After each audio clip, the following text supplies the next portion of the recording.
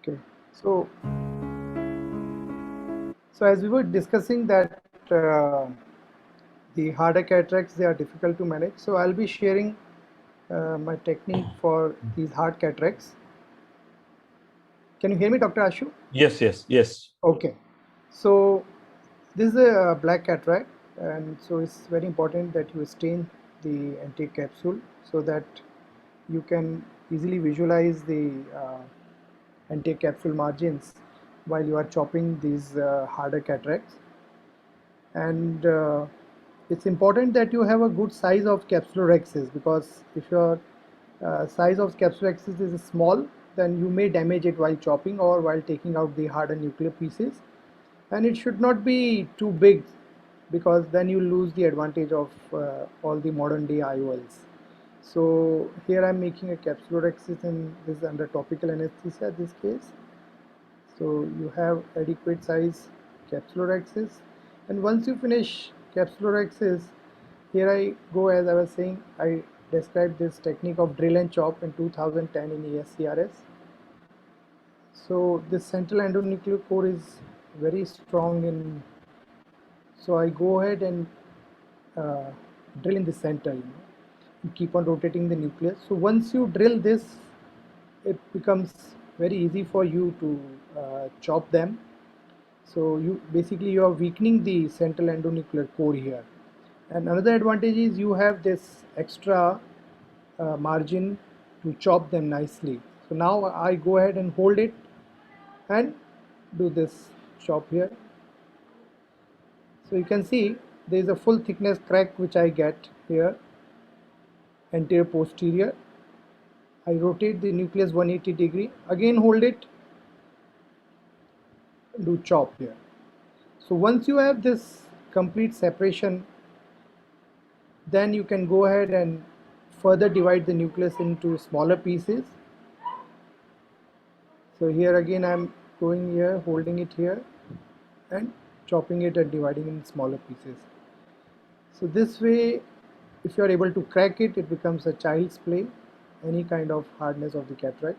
Basically the posterior plate has to be broken in the first place to get these pieces safely out of the capsular bag. And of course, as Dr. Jennings said, there is no epinuclear cushion or anything there, so you need to be careful that you don't catch up the posterior capsule while eating up these nuclear pieces, as you can see. So, sorry. There is no epinucleus here, just few cortical fibers here.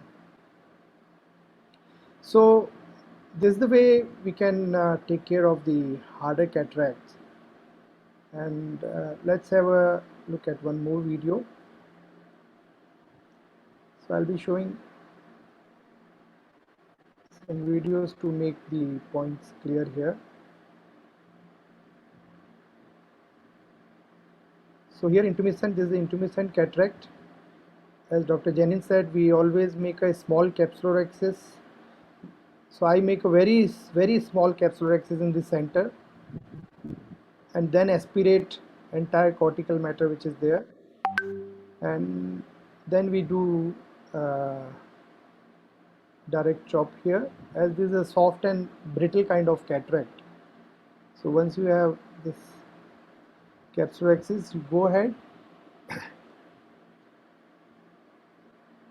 bury the phaco tip in the center.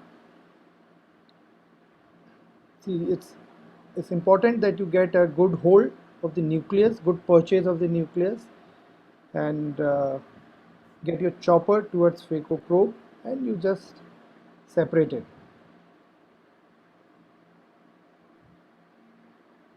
So I think if you have a cataract like this, you can easily crack them without making a groove in the center.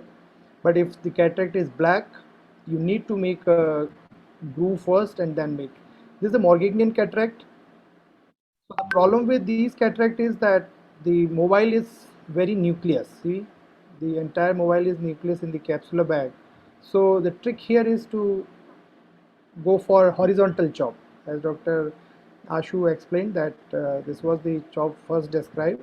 So you go ahead, bury the phaco probe in the center of the nucleus, lift it up, get it towards you, and then get your chopper from equator.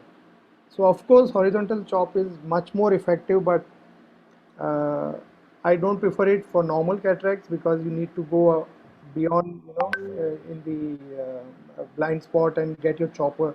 But in these kind of Morganian cataract, you need to do this technique to get a good chop. So again, get a chopper from equator and divide it into smaller pieces and finish it. Again, Morganian cataract, same principle we use to chop this nucleus. So I think this was about the chopping Yeah, part Harshal, that we can do. Yes, yes, is Dr. that Ash. is that it? No, I'm, Okay. So Harshal, yeah, would you be talking about the stop? I have a small PowerPoint also on direct chop for right. the So I benefit will of some of our showing viewers. If you soft cataracts and polar then. Yeah. okay, so should I do the complete this direct chop part Yes, please, first? please. I'm Okay.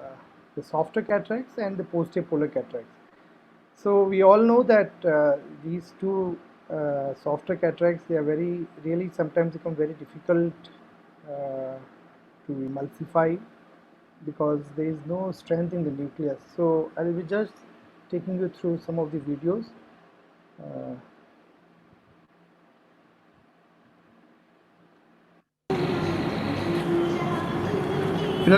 so there's a very soft cataract, as you can see, young patient, but so after I make a capsulorhexis, so in these softer cataracts, it's important that you do hydrodissection and hydrodelineation. So both has to be done so that you separate the endonucleus from the nucleus. So here first I'm going and burying it in the substance. So you can see the hydrodelineation wave there. So it's nicely delineating the endonucleus here. You can see this small bowel is coming out. So once you've done this hydrodelineation like this, then you go ahead and with the phaco probe, you just take off this endonucleus. I didn't do a complete hydrodissection because we are suspecting that there may be, posterior polar. You always suspect that. So after you take off this endonucleus, because of the fluid currents, you see the entire epinucleus is loosening up, and so you need to be patient that it will take a little bit more time. So you should have good control over your foot switch, and once you loosen up this epinucleus by rotating the phaco probe on right and left side. So this is the sub incisional epinucleus which is there. As see, I'm maintaining the antechamber because I'm suspecting that there may be a posterior capsule defect. So I'm putting OVD before I take out. Then I'm using a viscoelastic to do the viscodissection of this epinucleus here. So once I put this viscoelastic there, it loosen up the epinucleus, and then I take off the entire sheet. So sometimes these softer cataracts, they become really tricky that how to take them. So see the another case here. Again, soft cataract to hydrodissection, and after doing hydrodissection, I do hydrodelineation again in this case. So once you do hydrodelineation, then you can take this central endonucleus here. So layer by layer, you need to take off this, and if required, you may do viscodissection to loosen up, and then again you take this epinuclear sheet here, and this, so this is the last part which is taken, it completes it, yes. So basically, either you use a stop and chop as Dr. Ashu showed, and or if it's a very soft like these cases, which are very soft, you need to do hydrodissection, then hydrodelineation again, the very soft cataract. Again, taking off this endonuclear core and take this. So here only you just require a good vacuum and aspiration. Maybe you can just put energy to, I just keep to 1 to 2% in these kind of very soft kind of cataracts. So that is how you manage these softer cataracts. And then let's move ahead to the posterior polar cataract. So we all know that posterior polar cataracts are really uh, troublesome for any phaco surgeon, and this is the onion ring type of Dr. Ashu. Yeah. I think, can I go ahead and Yeah, please. We have enough time. right. So we need to tell them not to put buzzer now. Yeah. Please don't. Let him continue, please, because he's covering two talks. I think Dr. Gaurav is also. Gaurav is here. Okay. Hi, Dr. Gaurav. Hi, everybody. Good to see you. Hi, Dr. Gaurav. Hi, Arshu. So, Hi, Gaurav. so the sizing of capsular axis is very crucial in true posterior polar cataract. You don't want it to be larger than 5.25 millimeter because you may need a 3-piece IOL and you need to do optic capture at the end of the surgery. So here I'm creating a perfect sizing of the capsular axis, which is not more than 5.25 somewhere, and no hydrodissection in true posterior polar cataract. So I just do some hydrodelineation and try not to rotate, of course, nucleus. Just I'm chopping here, taking out the nucleus like a piece of cake, rotating my phaco probe on one side, taking off. So this is the nucleus which has been tackled, and once you take off this nucleus, then you need to loosen up the epinuclear sheet all around before you take this entire nucleus sheet. So I loosen up an epinuclear sheet from entire 360 degree and take off this epinucleus. So this is the last piece of the sheet of the epinucleus which I am taking off. This is the last piece, and once this is coming off, you can see I see that there is a posterior capsule defect once this last part comes out.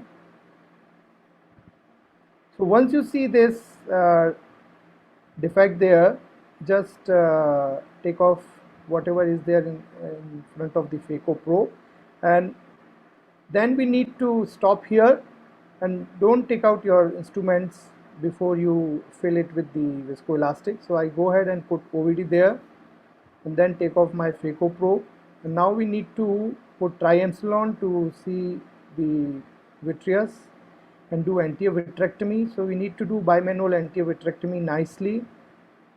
So sorry, I'm skipping it. So once you finish anterior vitrectomy, this is the anterior vitrectomy which I am doing. You need to do complete anterior vitrectomy from the anterior chamber, because without that you can't take off the cortical matter nicely. So once I finish this, again I'm putting OVD before coming out, and now see, either you can use the same vitrectomy probe for in the IA cut mode, change the modes, or you can use bimanual IA. So here I am taking off the cortical matter because we have done complete anterior vitrectomy, so we can easily take off the entire cortical matter and clear this capsular bag. You can see a big vertical posterior capsule defect there. So once you take off the entire cortical matter, now I'm putting a 3-piece IOL in the sulcus and doing the anterior optic capture, because that is essential for long-term stability of the IOL. So this is a 3-piece IOL which goes in. So be careful when your leading haptic is going, that it's parallel to the iris whenever you are putting it. So it goes beneath the iris in the sulcus, and trailing haptic is also put in the sulcus. So once you put this lens in sulcus, then is the time to go and do optic capture. So I use a Q-Glens hook and press the optic beneath the anti-capsular axis on one side, and on the other side I'll take just 10 seconds, I guess. Yes. So you need to check on both the sides that yes, you have captured it nicely. I see here that yes, it's been captured nicely. Again, do some vitrectomy, put neocall, and it finishes the case.